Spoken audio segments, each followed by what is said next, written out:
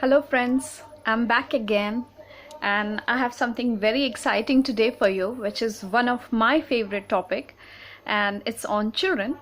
So I thought a lot of you would be thinking and wondering about how to deal with them, especially during this time when you are all like closed down, shut down in one space and you have to deal with them. So I'm sure you have questions like, how do I deal with them?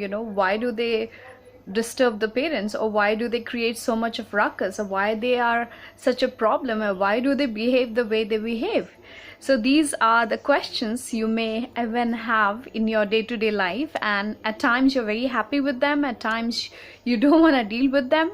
And that is why I would like to give you some very informational tips from my part to make it easier for you to live a better and healthier life with your children. Now, the very first thing is that you have to realize that children are like a blank slate. Anything you write on that slate, whether you write something nice or bad, they'll say out the same thing back to you as it is. So their life is very fragile, delicate. That's how they are born with this kind of a mind, because they are very fragile. They are little. So anything you feed them, they take it. This is the imprints you leave on their mind, which stays on for their life, and that formulates their character. And honestly, believe it or not, the first 8 years of their life is very, very crucial, because everything you do in that period, whether it's your internal struggle or external or whatever you do around them, it's being recorded in their mind and it stays there as a graphic images, which later on commands and leads their life, that forms their character, that forms their personality. So you have to be very, very careful in how you deal with them, especially during that phase of their life. And even later on, as long as they are on their own feet, you have to look after them. You have to cultivate a feeling of, like love, quiet, gentle ways of handling them. You have to have enough control, but it should be smooth and gentle without having to have a lot of violence, lot of spanking and screaming. So I would like to give you a few rules which will help you a lot in your day-to-day life to deal with them. So to begin with, I would like to also mention one very important point by the philosopher Mr. L.Ron Hubbard, where he says one thing is very, very important for you to understand. A child is not a special species of animal distinct from man. A child is a man or a woman who have not attained the full growth.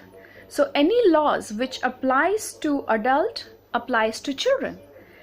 And it is very important to understand anything which applies to you applies to children. Think about a time, how would you feel if you are, you are restrained from doing things, or if you're objective, or if you are violently controlled, or if you're forced, or if you are howled, you are pulled around or pushed around. So these are the things which can make you feel a little bit frustrated, humiliated, angry. You may feel like half killing the person.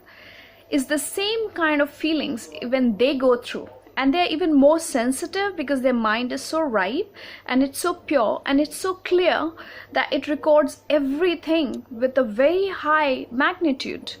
And that's what you have to be very careful in how and what kind of treatment do you give to them. Because children are one of the most beautiful creations of God.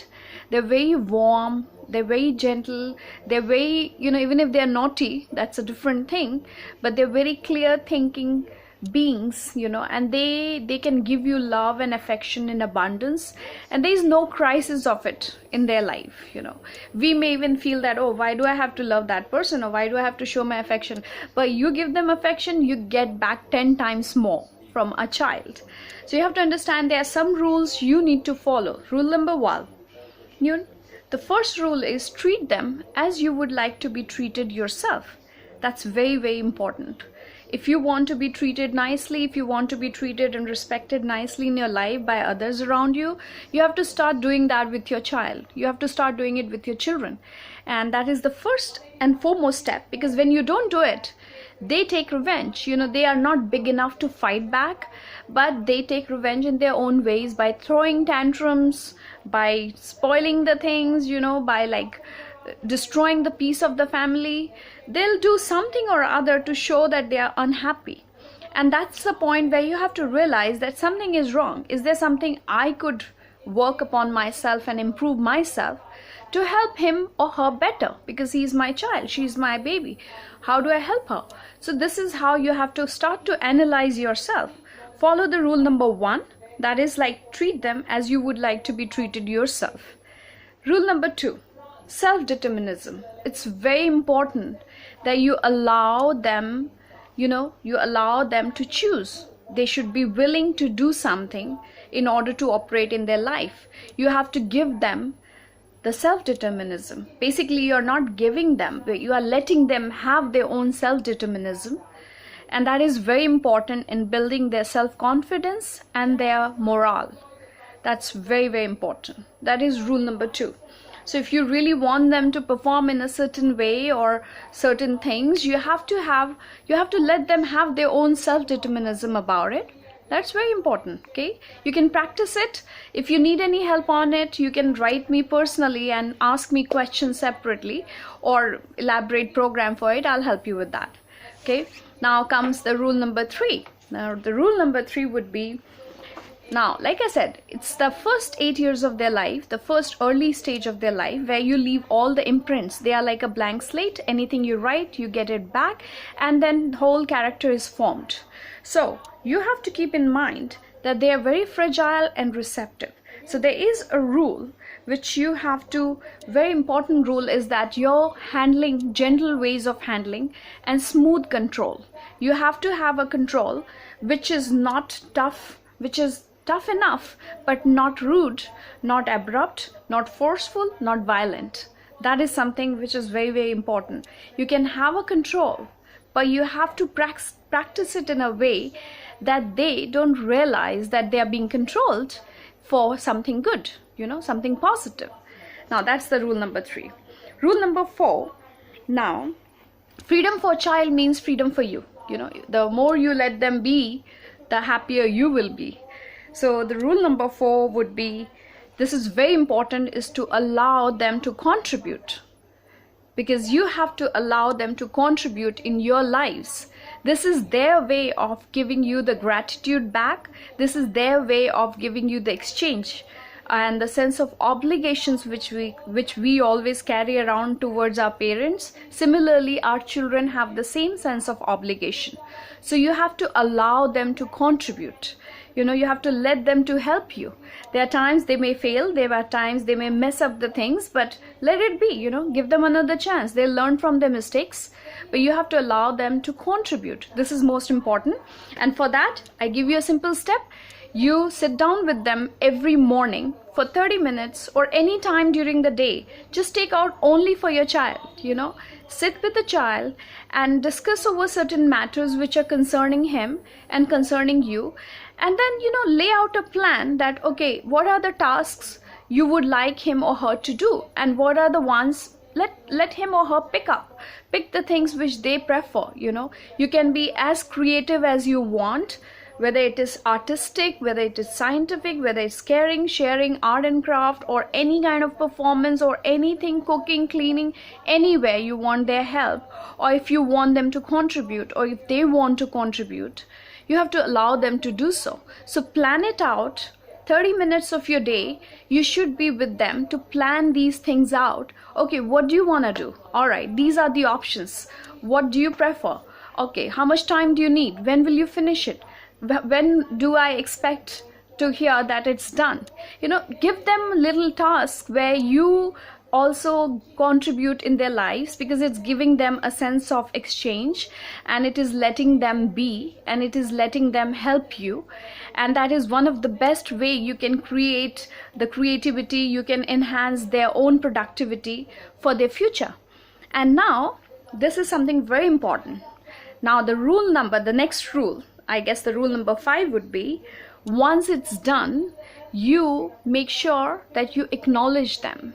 You have to acknowledge them. Acknowledgement is a way to let them know that you are happy about it, or you have received it, or you like it. Whatever way you want to express it, you have to express it to them. Acknowledgement could include gifts. It can even have rewards, certain rewards for them, so that they feel even more delighted that something which they did really contributed in your life. Sometimes little children, they come around you, they spill the milk, a little girl will try to help you in cooking, and the boy would say, okay mama, give that to me, I'll carry it for you. These are their ways of contributing to your life, and don't shun them. When they do that, don't try to stop them. No, it's not for you, this is not you're supposed to be doing, you just go and sit down and study, and you're not allowed to. Don't do that. Let them have their own kind gestures towards you, and receive it with love, receive it with care. This is important. So now once you do the rule number 5, the rule number 6, there you have to make sure any reward, any gift given to them, do never ever care to take it back. Never even ask about it. Don't even snatch it back from them. It's there. Let them have it fully. Whether they want to play with it, or if they want to destroy it, or if they want to throw away, or if they want to share it with friends, is their possession. This way, you are establishing a sense of possession and responsibility in them. Otherwise, the more you take things back, you are inculcating a thief in that person, or a destructive person for the future, who would not care for others' possessions. So this is very, very important. It may seem that he is destroying something, but you are doing him a good.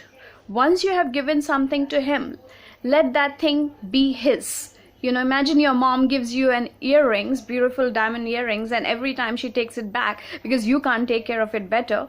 Or if your dad gives you a car and then says, oh, give it back to me because you don't know how to drive. How do you feel? Same way, you have to apply this thing with them, because they're your child and you're gonna care for them, and this gives them a confidence and trust in you.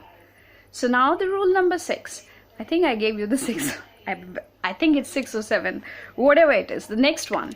So once it's done, make sure don't spank or scream at them, because their mind takes everything in a very strong way, and it can go a long way. I know sometimes life is very tough around them. You feel like hitting them, you feel like kicking them out of the house, and you feel like doing everything possible to make them calm and quiet. But do not hit or spank. Cultivate the way how can you control them in a more positive fashion, without cruelty, without violence. This is something for you to learn, because this is the care and patience which is tested upon you, and you have to find out how to take out the best and give them the best. Why you are doing all of it? Not because you are competing with your old child. You're doing it so that you give them a better future, you give them a sound life, and you are contributing to the next generation in the most effective way.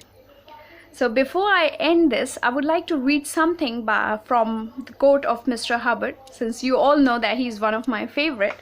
So I would like to read out something from what he has to say.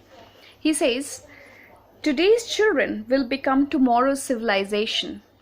Bringing a child into the world today is a little bit like dropping one into a tiger's cage. Children can't handle their environment, and they have no real resources. They need love and help to make it. A child factually does not do well without love. Most children have abundance of it to return. They are the biggest investment where you get the maximum returns. Have you ever tried, hugging a child, and he'll come back to you 10 different times to give it back to you, in different ways to show their affection towards you. That's what a child can do in your life, bring in so much of joy and so much of happiness, only if you know how to protect and care for them properly or in the way or in a scientific way, so that you don't feel like bad about it, that oh, maybe I'm not good, maybe I don't know how to do it. There are ways you can learn it, and there are ways you can practice it, and the more you apply it, the better your life becomes, and you have a sound future with them, and you are happy at the end of it. Okay, thank you for listening, and I will be coming back again with something more exciting and new. Meanwhile, I would like you to use it. Thank you. Bye.